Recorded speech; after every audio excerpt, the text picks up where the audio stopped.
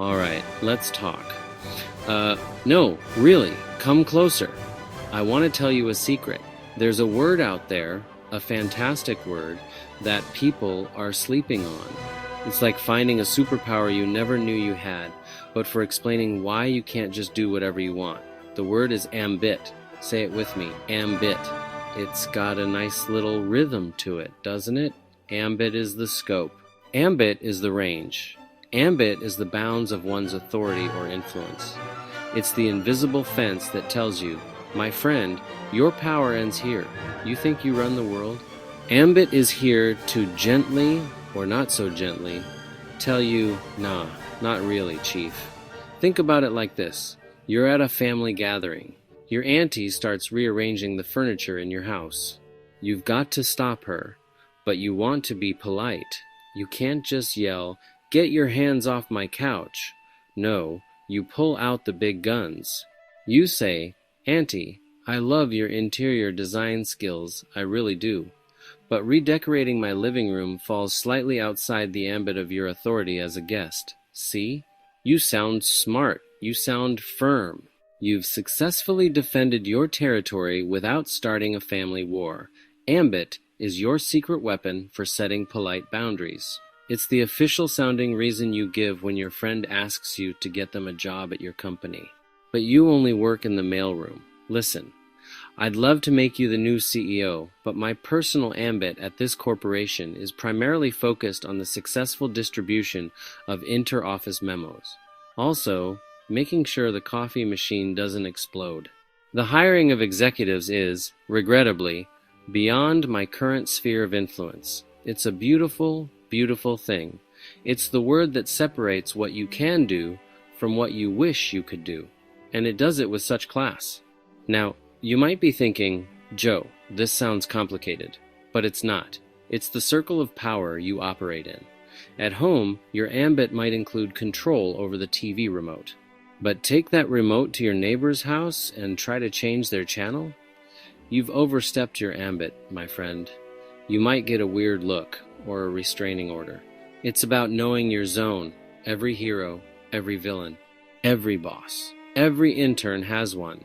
The trick is knowing where the lines are drawn before you accidentally trip over them and land flat on your face. Let's put this into practice with a story.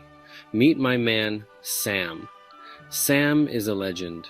He runs a tiny little cookie shop called Sam's Sweet Spot, and his cookies are so good they could bring about world peace.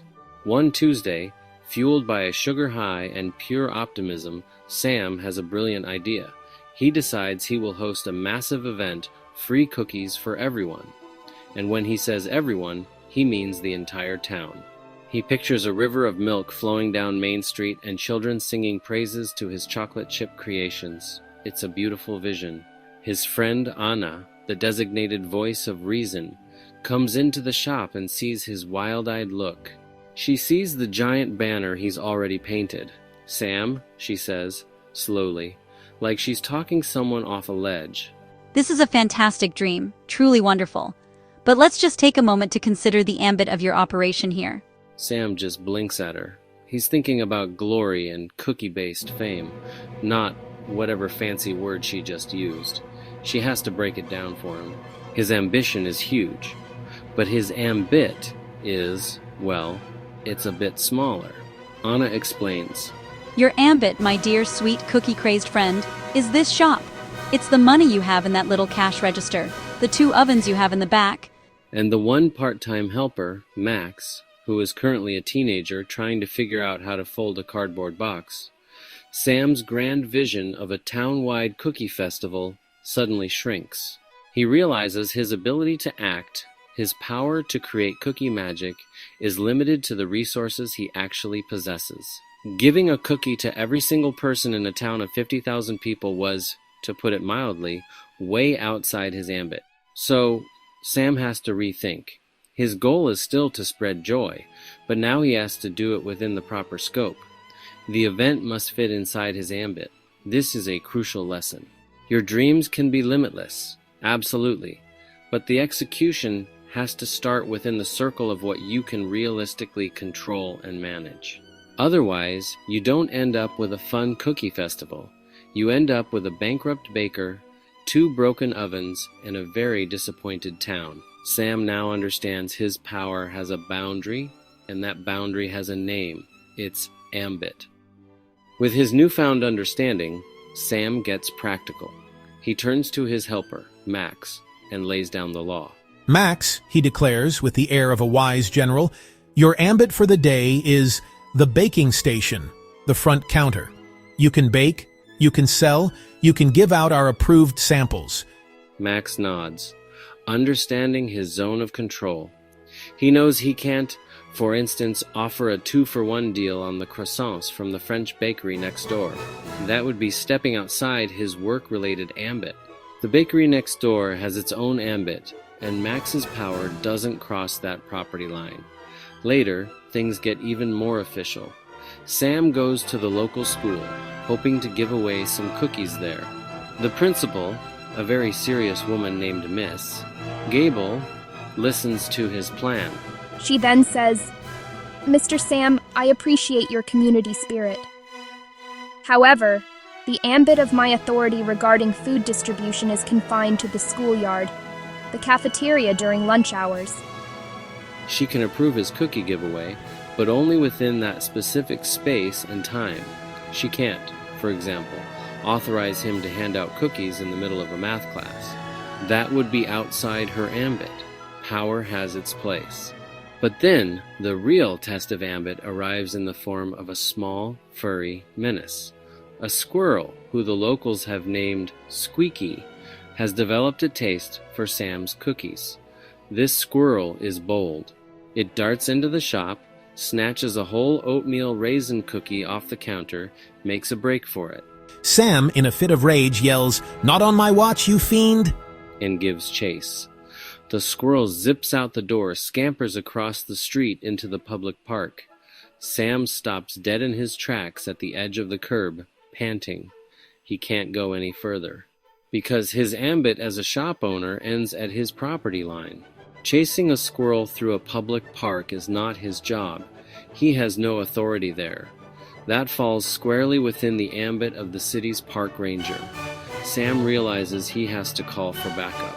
He needs someone whose circle of power actually includes rogue, cookie-thieving squirrels in public spaces.